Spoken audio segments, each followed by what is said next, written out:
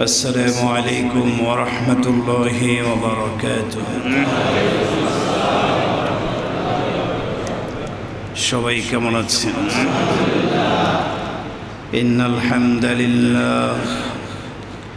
إن الحمد لله الأكرم الذي خلق الإنسان وكرم وعلمه من البيان ما لم يعلم فسبحان الذي لا يحصى امتنانه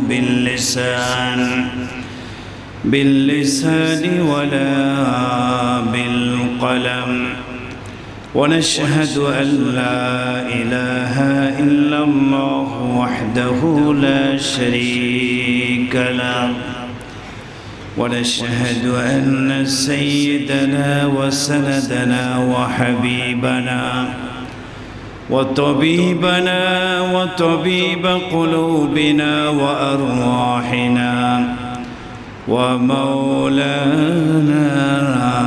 محمدا عبده ورسوله الذي أرسله بالحق بشيرا ونذيرا وداعيا إلى الله بإذنه وسراجا وقمرا منيرا أما بعد فقد قال الله تبارك وتعالى في كلامه المجيد وفرقانه الحميد أعوذ بالله من الشيطان الرجيم بسم الله الرحمن الرحيم يا أيها الرسل كلوا من الطيبات واعملوا صالحا إني بما تعملون عليم وقال تعالى يا أيها الذين آمنوا كلوا من طيبات ما رزقناكم واشكروا لله إن كنتم إياه تعبدون عن ابن مسعود رضي الله تعالى عنه عن النبي صلى الله عليه وسلم قال لا تزول قدم ابن آدم يوم القيامة حتى يسأل عن خمس عن عمره فيما أفناه وعن شبابه فيما أبلاه وعن ماله من أين اكتسبه وفيما أنفقه وعن علمه فيما فعل فيه رواه الترمذي أو كما قال النبي صلى الله عليه وسلم درود إبراهيم اللهم صل على محمد وعلى آل محمد كما صليت على إبراهيم وعلى آل إبراهيم إنك حميد مجيد اللهم بارك على محمد وعلى آل محمد كما باركت على إبراهيم وعلى آل إبراهيم إنك حميد مجيد আলহামদুলিল্লাহ সুম্মা আলহামদুলিল্লাহ। সমস্ত প্রশংসা সমস্ত শুকরিয়া মহান রব্বুল ইজ্জতের আলী শান দরবারে যেই মহান আল্লাহ সুবহানাহু ওয়া তাআলা দয়া করে মায়া করে আমাদেরকে সুস্থতার নেয়ামত দান করেছেন। আজকের পবিত্র সালাতুল জুমআ আদায়ের লক্ষ্যে পৃথিবীর সর্বশ্রেষ্ঠ জায়গা, পবিত্রতম স্থান মিরপুরের ঐতিহ্যবাহী কালশি জামে মসজিদে আসার বসার মতো তৌফিক দান করেছেন। আমরা সকলেই হৃদয়ের সবটুকু ভালোবাসা উজাড় করে দিয়ে কালিমাতুশ শুকর আদায় করছি। সবাই বলে আলহামদুলিল্লাহ। মুহতারাম হাজিরিন, কয়েক জুমা থেকে আমাদের ধারাবাহিক আলোচনা চলছে হক্কুল মুসলিমি আলাল মুসলিম। একজন মুসলমানের উপরে আরেকজন মুসলমানের কি কি হক রয়েছে। হক শব্দটি এখানে ব্যবহৃত হচ্ছে অধিকারের অর্থে, পাওনা প্রাপ্তির অর্থে। একজন মুসলিম আরেকজন মুসলিমের কাছে ঈমানের সম্পর্কের ভিত্তিতে, ইসলামের সম্পর্কের ভিত্তিতে কি অধিকার তার কাছে রয়েছে, একজনের উপর আরেকজনের কি অধিকার আছে, কি প্রাপ্তি রয়েছে, কি পাওনা রয়েছে, মুসলিম হিসেবে আরেক মুসলিম ভাইয়ের সেই অধিকার প্রাপ্তি পাওনাগুলো পরিশোধ করা দরকার। এগুলো হচ্ছে হক। যেভাবে বাবা মা সন্তান, বাবা মার হক আছে সন্তানের উপর, আবার সন্তানের হক আছে কার উপর? বাবা মার উপর। বাবা মা একটা সম্পর্ক, সুসম্পর্কের দিক দিয়ে এই হক প্রতিষ্ঠিত হয়। তো ঈমানের ভিত্তিতে এক মুসলমানের উপরে আরেক মুসলমানের কিছু অধিকার আছে, চাওয়ার অধিকার, পাওয়ার অধিকার আপনাকে আদায় করতে হবে। মুসলিম হিসেবে আপনাকে আরেক মুসলমান ভাইয়ের এই হকগুলো, অধিকারগুলো, পাওনাগুলো পরিশোধ করাটা এটা ফরজ। যদি আপনি আপনার মুসলমান ভাইয়ের হকগুলো আদায় না করেন, কিয়ামতের ময়দানে আল্লাহর আদালতে আপনাকে দাঁড়াতে হবে, হিসাব দিতে হবে কেন আপনি মুসলিম হয়ে আরেক মুসলিমের হকগুলো আদায় করেন। তো এরকম হক কয়টি? প্যারা নবী রাসূল করিম সাল্লাল্লাহু আলাইহি ওয়াসাল্লাম তো এক হাদিসে বলেছেন, হকুল মুসলিমি আলাল মুসলিমি খামস। মুসলমানের উপরে আরেক মুসলমানের 5টি হক রয়েছে। আরেক হাদিসে বলছেন সিত্তুন, 6টি হক রয়েছে। আবার কোরআন এবং হাদিস গভীর পর্যালোচনা করলে দেখা যাবে শুধু 5টি বা 6টির মধ্যেই সীমাবদ্ধ নয়, অনেকগুলো হক রয়েছে। মুসলমান হিসেবে এই হকগুলো আদায় করা দরকার। আমরা একটি একটি করে আলোচনা করে আসছি। এ পর্যন্ত 3টি হক সম্পর্কে আলোচনা হয়েছে। এক জুমায় আলোচনা হয়েছিল একজন মুসলমান আর একজন মুসলমানের উপরে, একজন আরেকজনের উপরে পারস্পরিক হক হচ্ছে পরস্পরে একজন আরেকজনকে মহাব্বত করা, ভালোবাসা। এটা নিয়ে বিস্তারিত আলোচনা হয়েছে। 2 নম্বর আরেকটি হক নিয়ে আলোচনা হয়েছিল, সেটি হলো মুসলিম হিসেবে একজন আরেকজনের উপরে জুলুম করতে পারে না। এটা হক। আপনি মুসলিম, আপনার হক আছে আমার উপরে, আপনার হক যে আমি আপনার উপরে জুলুম করতে পারবো না, বা আমারও হক আপনার উপরে আছে, অধিকার আছে, আমি এটা আপনার কাছে পাওনা আছে, এটা আমার অধিকার যে আপনি আমার উপরে কি করতে পারবেন? জুলুম করতে পারবেন না। কারণ আমরা সবাই মুসলিম। মুসলিম হিসেবে একজনের উপরে একজনের কাছে আর একজনের দাবি, এটা হক। এটা এ বিষয়ে আলোচনা এক জুমায় হয়েছে। 3 নম্বর হক গত জুমায় আমরা আলোচনাটা শুরু করেছি। একজন মুসলমান আর একজন মুসলমানের জান মালের হেফাজত করবে, এটা একটা হক। আমার হক আপনার উপরে যে আমার জান মাল ইজ্জতের হেফাজত আপনি করবেন, আবার আপনার হক আমার উপরে, আপনার জান মালের হেফাজত আমি করব।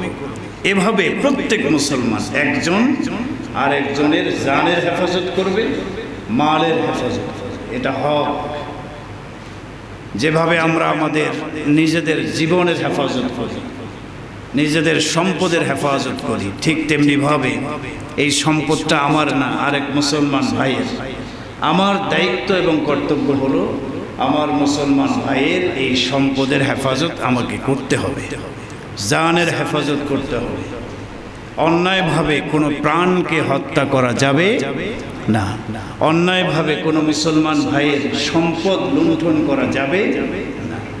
যদি আপনি অন্যায়ভাবে কোনো মুসলিমকে হত্যা করেন, তাহলে আপনি এই হকটাকে আদায় করলেন না খেয়ানত করলেন? এক্ষেত্রে খেয়ানত করলেন।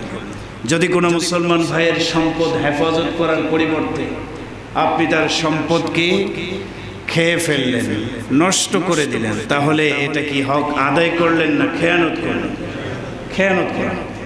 এজন্য আল্লাহর কাছে জবাবদিহিতা আছে, আল্লাহর কাছে জবাব দিতে হবে। কেন আপনি আরেক মুসলমানকে অন্যায়ভাবে হত্যা করলেন, আরেক মুসলমানের সম্পদকে লুণ্ঠন করলেন? কেন? আল্লাহর কাছে জবাব দিতে হবে। গত সপ্তাহে আমরা আলোচনা শুনেছি, অন্যায়ভাবে কেউ কাউকে হত্যা করলে এই যে হত্যাকাণ্ড, এটার পাপ কি পরিমাণ, এটার ভয়াবহতা কি, এই হত্যাযজ্ঞের ভয়াবহতা সম্পর্কে গত জুমা আলোচনা হয়েছে। এই হকটির দ্বিতীয় আরেকটি অংশ নিয়ে আজকের অবশিষ্ট আলোচনা। আরেকজনের সম্পদ হেফাজত করতে হবে, কখনো খেয়ানত করা যাবে না, আরেকজনের মাল সম্পদকে লুণ্ঠন করা যাবে না। এটা হক। আপনার মুসলমান ভাই আপনার কাছে কিছু সম্পদ রাখলো, এখন আপনার দায়িত্ব হলো এটার হেফাজত করা। আপনি সুযোগ সন্ধানী হয়ে সুযোগ মতো এই সম্পদ খেয়ে ফেললেন, নষ্ট করে ফেললেন, আত্মসাৎ করলেন, এই অধিকার আল্লাহ তাআলা আপনাকে দেয়নি। অন্যের সম্পদ লুণ্ঠন করা এটা মারাত্মক ধরনের কবিরা গুনাহ। আপনি হেফাজত করবেন, কিন্তু আপনি মুসলমান হয়ে আরেক মুসলমান ভাইয়ের সম্পদ নষ্ট করে দিলেন, আরেক মুসলমান ভাইয়ের সম্পদকে আত্মসাৎ করলেন। কঠিন বড় অন্যায় কাজ আপনি করেছেন। আমাদের সমাজে এই হকটা ঠিকমতো আদায় করা হয় না। কি বলেন, ঠিক না ভাই? বর্তমান পরিস্থিতি প্রেক্ষাপটে আপনারা দেখতে পাচ্ছেন, জনগণের সম্পদ পর্যন্ত আত্মসাৎ করার প্রতিযোগিতা করছে। কি বলেন, ঠিক না ভাই? কে কার আগে কত বেশি জনগণের সম্পদ চুরি করতে পারে, সম্পদ লুট করতে পারে, তার প্রতিযোগিতা আমাদের বাংলাদেশে হচ্ছে। কি বলেন, ঠিক না ভাই? ঠিক। কোটি কোটি টাকা আত্মসাৎ করে ধরা খাচ্ছে কিনা বলেন না? কি বলেন, খাচ্ছে না ধরা? আরো খাবে সামনে। জনগণের সম্পদ আত্মসাৎ করে ধরা খেয়েছে কোটি কোটি টাকা। একজন এমপির বাড়িতে এই সেনাবাহিনীর ভাইরা তল্লাশি করে পেয়েছে, হ্যাঁ, কোটি কোটি টাকা। মানে এত বেশি টাকা, খাটের নিচে উপরে সব জায়গায় শুধু টাকা। পত্রিকায় দেখলাম যে প্রায় 60 জন ব্যাংকারকে ওই মেশিন দিয়ে হিসাব করানোর কাজে লাগানো হয়েছে, কিন্তু এখনো হিসাবেই শেষ করতে পারেনি। এত টাকা একজন এমপির বাসায়। এগুলি কার সম্পদ? এমপির বেতন এই পরিমাণ, বেতন দিয়ে এই পরিমাণ টাকা জমাতে পারতো না। এগুলি সব আরেকজনের সম্পদ, জনগণের সম্পদ চুরি করে আত্মসাৎ করার চেষ্টা করে ধরা হয়েছে। কি বলেন, ঠিক কি ঠিক না? তো শুধু কি তারাই আত্মসাৎ করে? আমাদের সমাজে ছোট বড় অনেকেই এই আত্মসাতের সাথে জড়িত আছে। অন্যের সম্পদকে লুণ্ঠন করার এই মানসিকতা নিয়ে আমাদের সমাজেও ছোট বড় অনেকেই এই কাজের সাথে সম্পৃক্ত আছে না নাই? বলেন, আরে সবাই বলেন, আছে না নাই? আমাদের মধ্যে আমরাই, বলেন না, আমাদের মধ্যে আমরাই সুযোগ পাইলে, টাকা সামনে আসলেই পকেটে ঢুকাতে আর দেরি হয় না। ঠিক না? কোন সম্পদ যদি আসে, মালিক যদি না পাওয়া যায়, চেষ্টা করি যে কেমনে এটা হালাল করা যায়। আশ্চর্য ব্যাপার, অন্যের সম্পদ, যে সম্পদের মালিক আপনি না, এটা আবার হালাল করবেন কিভাবে? এটা হালাল করে ব্যবহার করার নামেই তো অপরের সম্পদ লুণ্ঠন করা, এটাই তো হারাম। আমাদের সমাজে প্রচলিত অনেক পদ্ধতি রয়েছে, অনেক রূপ আছে, প্রচলিত রূপ। অন্যের সম্পদ লুণ্ঠন করার, আত্মসাৎ করার অনেক ধরনের রূপ প্রচলিত আছে আমাদের সমাজে। যেমন সুদী কারবার আমাদের সমাজে আছে না? সবাই বলেন, আছে না? না, এই সুদ যারা খায়, এরা আরেকজনের সম্পদ লুণ্ঠন করছে না? অন্যায়ভাবে যারা গরিব অসহায়, টাকা নিতে আসছে, টাকা দিলে আসল তো আছে, আবার লাভ সুদ নিচ্ছে। এটা তো সে মালিক নাই সুদের, তাহলে এটা যে নিচ্ছে গরিব অসহায়দের হক কেড়ে নিচ্ছে। এটাও তার সম্পদ লুণ্ঠন করার নামান্তর। ঘুষ সমাজে প্রচলিত আছে না নাই? ঘুষের ব্যাপারটা তো এমন, একেবারে বিচার বিভাগ থেকে শুরু করে প্রত্যেকটা সেক্টরে, এমনকি ইউনিয়ন পরিষদের চেয়ারম্যান মেম্বার পর্যন্ত আজকে ঘুষ ছাড়া কোনো কথা বলতে রাজি না। কি বলেন, ঠিক না? এমনকি গ্রামগঞ্জে, শহরে, বন্দরে সব জায়গায় একটা বিচার হবে, সালিশ হবে, 5 লক্ষ টাকা দিতে হবে, অন্যথায় কোনো কথা বলা যাবে না। এরকম নেতা খেতা আছে না? এদেরকে চিহ্নিত করা দরকার, চিহ্নিত করা দরকার। ছাত্র ভাইয়েরা যারা দেশকে স্বাধীন করেছে তারা খুব জোর গলায় ঘোষণা করছে এ ধরনের ঘুষ সামনে আর আমরা 1 টাকাও কাউকে দেব না। আমরা চাই যেন এই নিরাপত্তাটা তারা নিশ্চিত করে। কি বলেন, ঠিক কি ঠিক না? ঘুষ ছাড়া কোনো কাজ হয় না। চাকরির ক্ষেত্রে ঘুষ, সব জায়গায় ঘুষ আর ঘুষ। তো এগুলিও ঘুষের মাধ্যমে অন্যের সম্পদ আত্মসাৎ করা হচ্ছে, হারাম। এরপরে আসে ধোঁকাবাজি। ধোঁকাবাজির মাধ্যমে, প্রতারণার মাধ্যমে অন্যের সম্পদ লুণ্ঠন করার বর্তমান এই ডিজিটাল যুগে খুব বেশি পরিমাণে এই সমস্যাটা হচ্ছে। যারা ব্যবসায়ী বিভিন্নভাবে ধোঁকা দিয়ে এই অ্যাড দিচ্ছে, বিভিন্ন পণ্যের মান গুণগত দিকগুলো অ্যাড দিচ্ছে।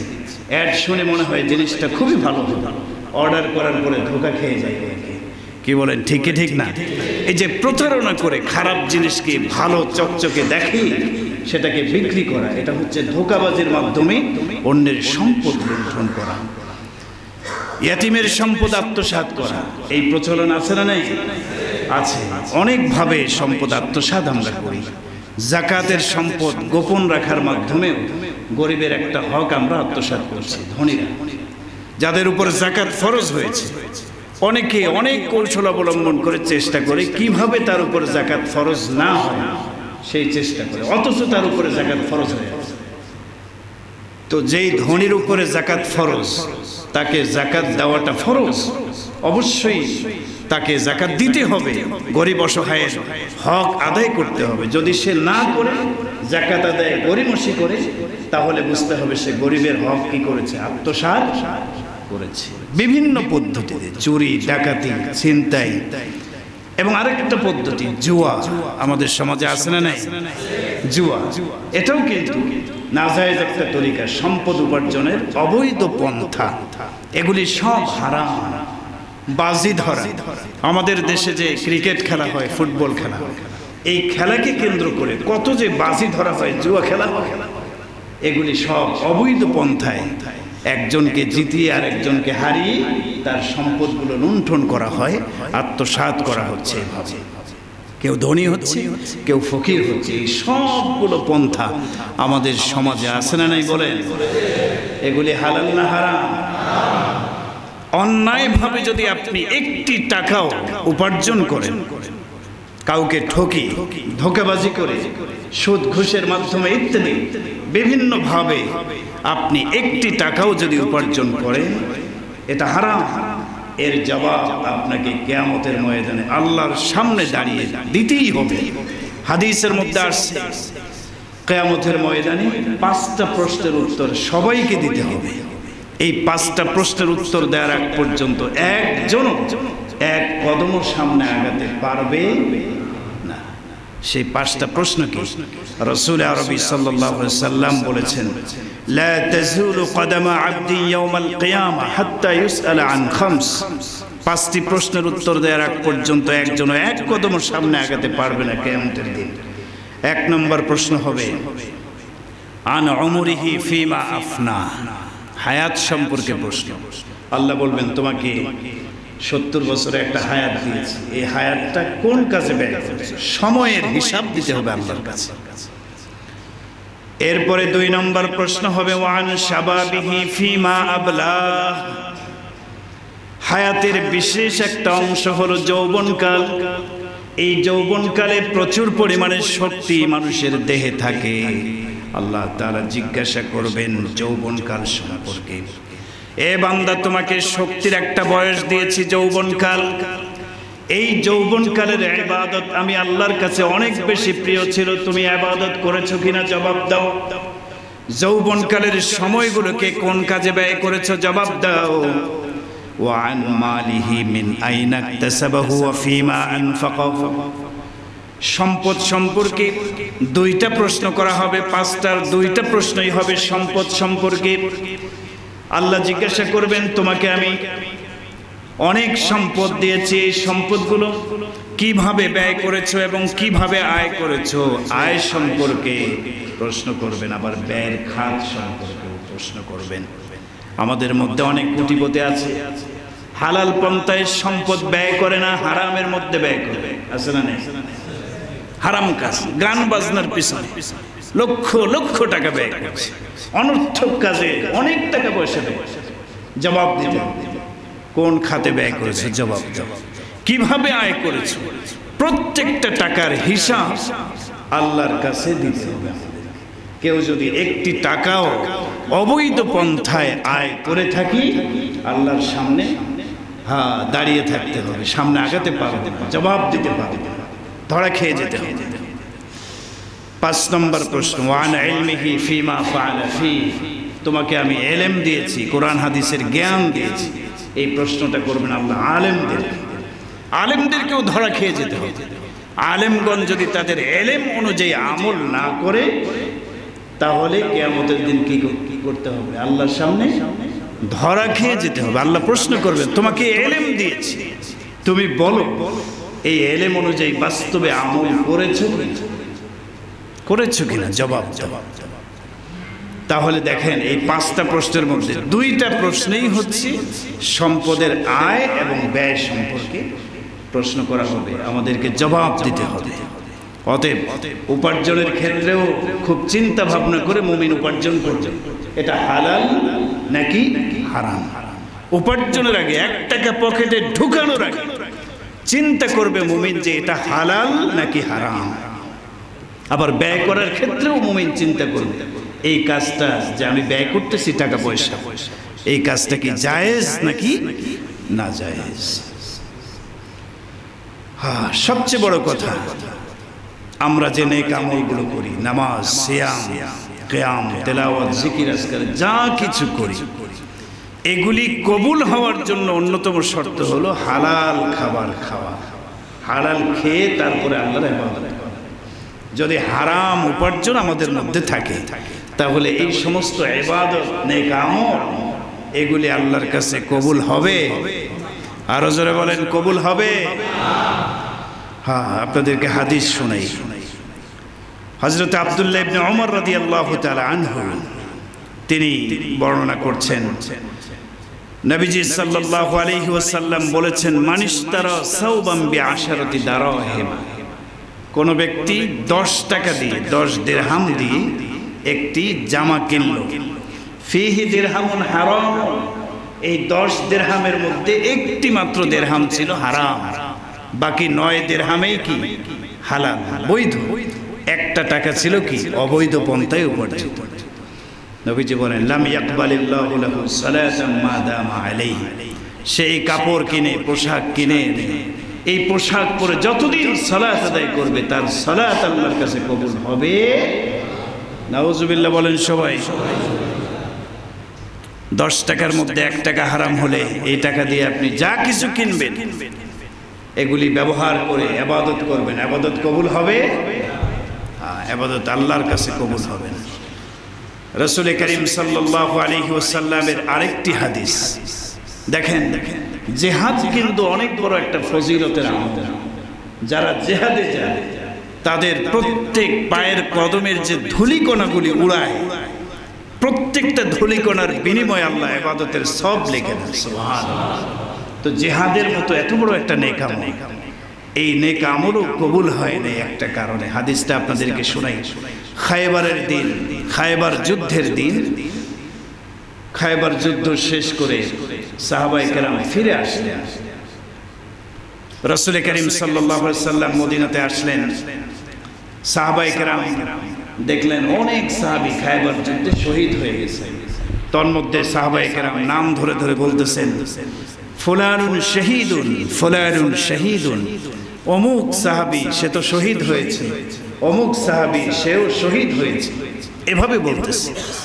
তো এভাবে একজনকে টার্গেট করে সাহাবায়ে কেরাম যখন বললেন অমুক সাহাবী শহীদ হয়েছে, নবীজি বললেন কাল্লা, না না না, কখনো নয়। তোমরা যে সাহাবীর কথা বলছো ফলানুন শহীদ, অমুক শহীদ হয়েছে, কাল্লা, কখনো নয়, সে শহীদ নয়। ইন্নী রাআইতুহু ফিন্নার, নবীজি বলেন সে শহীদ হয় নাই, শহীদের মর্যাদা পাওয়া তো দূরের কথা, ইন্নী রাআইতুহু ফিন্নার, আমি দেখলাম সে জাহান্নামে অবস্থান করছে। নাউজুবিল্লাহ। অর্থাৎ রাসূলকে দেখানো হয়েছে জাহান্নামে তার অবস্থান হয়েছে। নবীজি বলেন সে যে জাহান্নামী হয়ে গেছে, অথচ যুদ্ধের ময়দানে গিয়ে মুসলমানদের পক্ষে যুদ্ধ করতে করতে, জিহাদ করতে করতে শহীদ হয়ে গেছে। সাহাবায়ে কেরাম শহীদ বললেও রাসূল বলেন না, সে শহীদ না, সে জাহান্নামী হয়ে গেছে। কেন? তার অপরাধ হলো ফি বুরদাতিন গাল্লাহা আও আবা, সে একটি চাদর যুদ্ধের ময়দানে গনিমতের মাল থেকে একটা চাদরের খেয়ানত করেছে। গনিমতের সম্পদ নিয়ম হচ্ছে যুদ্ধলব্ধ সম্পদ, মানে যুদ্ধের পরে কাফেরদের মাল সামানা যা কিছু আছে এগুলোকে বলে মালে গনিমত, গনিমতের মাল। এগুলি ভাগ হবে। ফাআন্না লিল্লাহি খুমুসাহু ওয়া লির-রাসূলি ওয়া লিযিল কুরবা ওয়াল ইয়াতামা ওয়াল মাসাকিন, 5 ভাগে ভাগ হবে। ঠিক আছে না? ভাগ করবে কে? মুহাম্মদুর রাসূলুল্লাহ সাল্লাল্লাহু আলাইহি ওয়াসাল্লাম, গরীব মিসকিন অসহায়দের জন্য এবং নবী পরিবারের জন্য, এরপরে সাহাবায়ে কেরামদের জন্য অবশিষ্ট ভাগ। কিন্তু এখান থেকে ভাগ হওয়ার আগে কেউ যদি একটা কাপড়, একটা এই চাদর, রুমাল খেয়ানত করে, তো এটা হালাল হবে না হারাম হবে? হারাম। তো নবীজি বলেন তোমরা যাকে শহীদ বলছো, কাল্লা, না, সে শহীদ না, তাকে আমি জাহান্নামে দেখতে পাচ্ছি, কারণ সে একটি চাদর খেয়ানত করেছে, গনিমতের মাল থেকে একটা চাদর চুরি করে নিয়েছে। এটা অন্যের হকের সাথে সম্পৃক্ত ছিল, হয়তোবা এই চাদরটা অন্যের ভাগে পড়তো, এটা আরেকজনের হক, কিন্তু সে অন্যায়ভাবে একটা চাদর আত্মসাৎ করার কারণে তার এই জিহাদের মতো গুরুত্বপূর্ণ ইবাদতটা আল্লাহ কবুল করে নাই। আমি দেখতে পাচ্ছি রাআইতুহু ফিন্নার, সে জাহান্নামে অবস্থান করছে। নাউজুবিল্লাহি মিনাল। কি বোঝা গেল?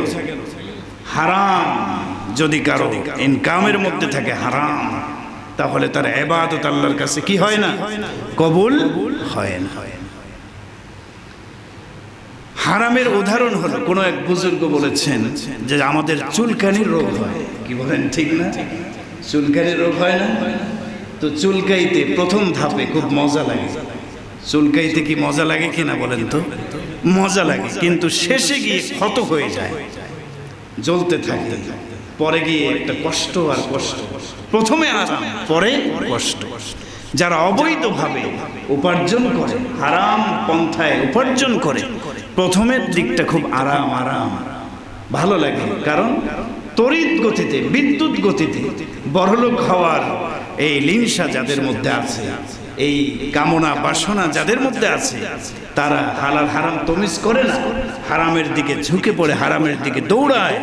অল্প সময়ে অনেক লাভ, প্রথম দিকটা আরাম আরাম, কিন্তু পরে এই হারামের মধ্যে কোনো আরাম নাই, কষ্ট আর কষ্ট।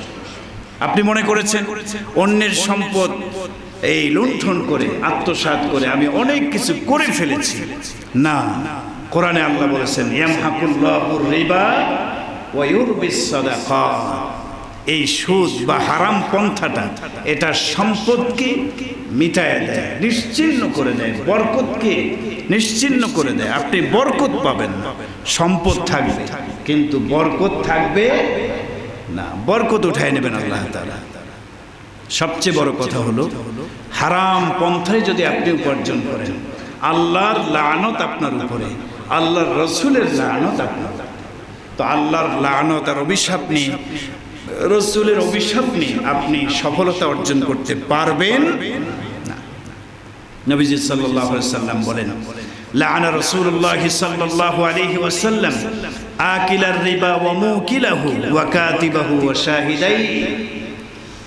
সাহাবী আব্দুল্লাহ জাবির ইবনে আব্দুল্লাহ রাদিয়াল্লাহু আনহু বলেন রাসূলুল্লাহ সাল্লাল্লাহু আলাইহি ওয়াসাল্লাম লানত দিয়েছেন, অভিশাপ দিয়েছেন আকিলার রিবা, সুদখোরের উপরে, সুদখোর যে সুদ খায়, ওয়া মুকিলাহু, এবং যে সুদ দেয়, যে খায় আর যে দেয়, সুদদাতা সুদ গ্রহীতা, ওয়া কাতিবাহু, সুদের লেনদেন যে লেখে, লেখক, ওয়া শাহিদাইহি, এবং দুইজন সাক্ষী, তারা সাক্ষী থাকে।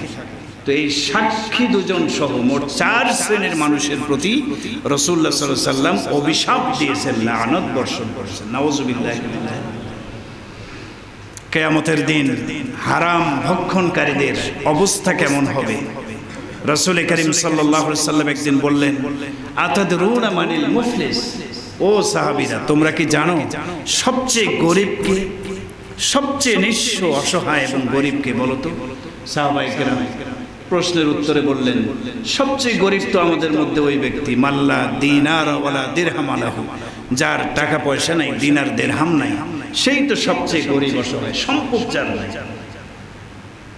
কিন্তু রাসূল আরবি সাল্লাল্লাহু আলাইহি সাল্লাম বললেন, না, প্রকৃতপক্ষে গরিব হচ্ছে, অসহায় হচ্ছে, ইন্নাল মুফলিসা মিন উম্মতি মান ইয়াতি ইয়াউমাল কিয়ামাতি বিসসালাতি ওয়া সিয়াম, বিসসালাতি ওয়া সিয়াম ওয়া যাকাত, সবচেয়ে গরিব অসহায় হলো ওই ব্যক্তি কিয়ামতের দিন আমার যেই উম্মত নামাজ নিয়ে উপস্থিত হবে, রোজা নিয়ে উপস্থিত হবে, যাকাত, সাদাকা, দান, খয়রাত, অনেক নেক আমল নিয়ে উপস্থিত হবে, নেকির পাহাড় নিয়ে উপস্থিত হবে।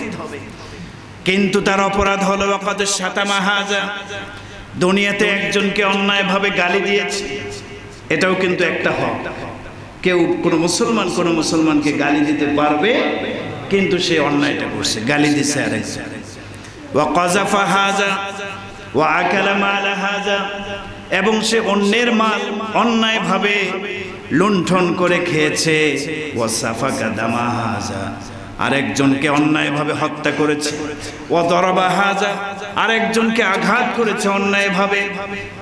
তাহলে সে অনেক অন্যায় করেছে, মানুষের হক নষ্ট করেছে, কাউকে মেরে, কারো সম্পদ খেয়ে, কাউকে গালি দিয়ে, বিভিন্নভাবে সে মানুষের হক নষ্ট করেছে। তার অনেক নেকি নিয়ে উপস্থিত। আল্লাহ তাআলা বলবেন, ফায়ুতা হাযা মিন হাসানাতিহি ওয়া হাযা মিন হাসানাতিহি, দুনিয়াতে যাকে গালি দিয়েছে, যাকে গালি দেওয়া হয়েছে, সেই ব্যক্তি আল্লাহর কাছে বিচার দাবি করবে। যাকে অন্যায়ভাবে হত্যা করেছে সেও বিচার দাবি করবে। যার সম্পদ অন্যায়ভাবে খেয়েছে, লুণ্ঠন করেছে, সেও বিচার দাবি করবে। আল্লাহ তাআলা ওই ব্যক্তিকে বলবেন, তুমি তো আরেকজনকে গালি দিয়েছো, আজকে তার পাওনাটা পরিশোধ করে দাও। তুমি তো আরেকজনের সম্পদ খেয়েছো, তার পাওনা পরিশোধ করো। তখন সে কি দিয়ে পরিশোধ করবে? কিয়ামতের দিন কেউ টাকা পয়সা নিয়ে উঠবে না, খালি হাতে উঠবে। নেকি বদি দুইটা জিনিস থাকবে, আর কিচ্ছু থাকবে না। তো আল্লাহ তাআলা বলবেন, তোমার যে নেকি আছে, নামাজ, রোজা, হজ, যাকাত, অনেক নেকি নিয়ে আসে, এগুলি পাওনাদারদেরকে দিয়ে দাও। বাস, যাকে গালি দিয়েছে সে আসবে, সে নেকি দিয়ে দেবে, যাও ভাই চলে যাও। যার সম্পদ লুণ্ঠন করে খেয়েছে তাকে তার নেকি দিয়ে দেবে, যাও নিয়ে যাও। যাকে অন্যায়ভাবে হত্যা করেছে তাকেও দিবে, এগুলি নেকি নিয়ে যাও। এভাবে নেকি দিতে দিতে সব নেকিগুলো শেষ হয়ে যাবে। ফাইন ফানিয়াত হাসানাতুহু ক্বাবলা আন ইউকযা মা আলাইহি উখিযা মিন খাতায়াহুম, পাওনাদার এখনো বাকি, কারণ দুনিয়াতে বহু মানুষের হক নষ্ট করেছে, একজনের। এই যে যারা মনে করে জনগণের টাকা আত্মসাৎ করে কোটি কোটি টাকার পাহাড় বানিয়েছে, তারা আল্লাহর আদালতে যখন বিচারের কাঠগড়ায় দাঁড়াবে, পাওনাদার কি একজন হবে না অনেক হবে? বলেন না, অনেক হবে, অনেক অনেক পাওনাদার দাঁড়াবে। কারণ এই টাকা তো জনগণের, এই কোটি কোটি টাকা যে আত্মসাৎ করেছে, চুরি করেছে, ডাকাতি করেছে, হক নষ্ট করেছে, সবাই দাঁড়ায় যাবে যে এখানে আমারও হক আছে, আমারও হক আছে। বাস, সে যে নামাজ, রোজা, হজ করেছে, এগুলির থেকে পাওনাদারকে দিতে দিতে দিতে নেক আমল সব শেষ। এখনো অনেক পাওনাদার বাকি, পাওনা পায়নি। তো আল্লাহ তাআলা বলবেন, ওই পাওনাদারদের গুনার বোঝা এবার বহন করো। নাউযুবিল্লাহ, তাকে তো দিতে পারতেছো না, তার গুনার বোঝাটা তুমি মাথায় নাও। এরপরে উখিযা মিন খাতায়াহুম ফাতুরিহাত আলাইহি সুম্মা তুরিহা ফিন নার, এরপরে সে তার নেকি তো নাই, সে নিঃস্ব হয়ে গেল, অসহায়। আবার আরেকজনের বোঝা, গুনার বোঝা কাঁধে নিয়ে তার গুনার পাল্লাটা ভারী হয়ে যাবে। সুম্মা তুরিহা ফিন্নার, তাকে জাহান্নামের আগুনে নিক্ষেপ করা হবে। নাউজুবিল্লাহ বলেন সবাই। তাহলে অন্যের সম্পদ 1 টাকাও আত্মসাৎ করা যায় না, এটার হিসাব আল্লাহর কাছে নিতে হবে। সবচেয়ে বড় কথা হলো আত্মসাৎকারীরা জান্নাতে যাবে না জাহান্নামে যাবে? হ্যাঁ, বুখারী শরীফের 3118 নম্বর হাদিস। হাদিসটি বর্ণনা করেছেন খাওলা বিনতে কায়েস আল আনসারী, নারী সাহাবী। তিনি বলেন, সামিআতুন নবী সাল্লাল্লাহু আলাইহি ওয়াসাল্লাম ইয়াকুল, নবীজিকে আমি এই কথা বলতে শুনেছি, ইন্না রিজালান ইয়াতাখাওয়াজুনা ফি মালিল্লাহি বিগাইরি হক, নিশ্চয়ই যারা অন্যের সম্পদ কুক্ষিগত করার জন্য সব সময় ডুবে থাকে, ইয়াতাখাওয়াজুনা মানে ডুবে থাকে, আরেকজনের সম্পদ কিভাবে দখল করা যায়, আরেকজনের টাকা পয়সা আত্মসাৎ করা যায়, লুণ্ঠন করা যায়, যারা এই কাজে নিমগ্ন থাকে, ডুবে থাকে, ফালাহুমুন নারু ইয়াউমাল কিয়ামা, কিয়ামতের দিন হিসাব নিকাশের পরে তাদের ঠিকানা হবে জাহান্নাম। নাউযুবিল্লাহি মিন যালিক। অন্য হাদিসে নবীজি বলেছেন, ইয়া কাব ইবনে উজরা, হে কাব ইবনে উজরা, তুমি ভালো করে শোনো, লা ইয়াদখুলুল জান্নাতা লাহমুন ওয়া দামুন, জান্নাতে প্রবেশ করবে না ওই গোশত এবং ওই রক্ত, ওই গোশত এবং রক্তওয়ালা মানুষ জান্নাতে প্রবেশ করবে না। নাবাতা আলা সুহতিন, যাদের গোশত এবং রক্ত তৈরি হয়েছে হারাম খাবার দ্বারা, হারাম উপার্জনের মাধ্যমে শরীরের গোশত তৈরি হয়েছে, রক্ত তৈরি হয়েছে, তারা জান্নাতে প্রবেশ করবে না। ফান্নারু আওলা বিহি, তাদের জন্য উপযুক্ত স্থান হচ্ছে জাহান্নাম। নাউযুবিল্লাহি মিন যালিক। তাহলে হারামে কি আরাম আছে? কথা বলেন না। শুরুটা খুব আরাম, দুনিয়ার জীবন কিছুদিন ভালো চলবে, বরকত তো হবেই না, আর আখিরাতে কঠিন আযাব আর আযাব, শাস্তি আর শাস্তি অপেক্ষা করছে। এজন্য ভাই, হারামের দিকে যাওয়া যাবে? বলেন না সবাই। হারাম উপার্জন করা যাবে? আরেকজনের সম্পদ লুণ্ঠন করা যাবে? প্রচলিত যত রূপ আছে, পদ্ধতি আছে, কোন পদ্ধতিতেই আরেকজনের সম্পদ নিজের মতো করে ব্যবহার করা এটা যাবে না, হারাম। আল্লাহ তাআলা আমাদের সবাইকে সমস্ত প্রকারের হারাম উপার্জন থেকে হেফাজত করেন, বলেন আমিন। নবীজি সাল্লাল্লাহু আলাইহি ওয়াসাল্লাম তার জিন্দেগিতে ছোট বড় কোনো গুনাহ নাই, নিষ্পাপ, সুবহানাল্লাহ বলেন। এরপরও নবীজি হালাল হারামের ব্যাপারে কি পরিমাণ সতর্ক থাকতেন। 2 মিনিটে একটা ওয়াকিয়া আপনাদেরকে শোনাই। রাসূল করিম সাল্লাল্লাহু আলাইহি ওয়াসাল্লাম একদিন ঘুমাতে গেলেন, ওয়াজাদা তাহতা জামবিহি তামারাতান, তিনি তার বিছানার পাশে একটি খেজুর পেলেন, একটি খেজুর, হাদিসের ঘটনা, একটি খেজুর পেলেন। তো খেজুরটি পাওয়ার পরে সাথে সাথেই ফাআকালাহা, নবীজি খেজুরটি খেয়ে ফেললেন। এরপরে ঘুমানোর চেষ্টা করলেন, কিন্তু ফালাম ইয়ানাম তিলকাল লাইলা, ওই রাতে বিশ্বনবীর আর ঘুম আসে না। তিনি পুরা রাতে 1 সেকেন্ডের জন্য ঘুমাতে পারেন নাই, ঘুমান নাই, ঘুমাতে পারেন, চেষ্টা করেছেন, ঘুম আসে না। ফাকালা বাযু নিসাইহি ইয়া রাসূলুল্লাহ, কোন এক স্ত্রী জিজ্ঞাসা করলেন, ওগো আল্লাহর নবী, আরিকতাল বারিহা, আপনি কি রাতে ঘুমান নাই? সারা রাত উলট পালট করে আছেন, মনে হয় আপনি রাতে ঘুমান নাই, কারণটা কি?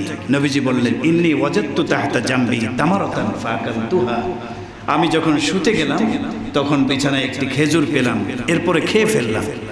তো আমার যেই চিন্তাটা আমাকে ঘুমাতে দেয় নাই, খেয়াল করেন এই কথাটা, খেয়াল করেন, রাসূল একটি খেজুর খেয়ে ঘুমাতে পারেন না।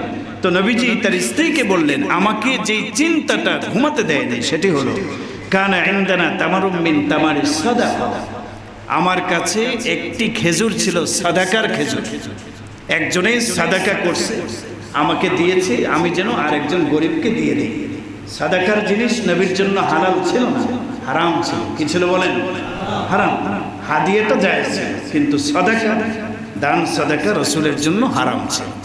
তো একজনে একটা সাদাকার খেজুর দান করেছিলেন, তো নবীজির কাছে এটা জমা ছিল, ঘরে ছিল। এই সাদাকার খেজুরটা নবী হয়তো কোনো গরিব সাহাবীকে দিয়ে দিবেন। তো নবীজি ভাবলেন যে আমি যে খেজুরটি খেলাম এই খেজুরটি কোন খেজুর, এটি কি সাদাকার খেজুর কিনা?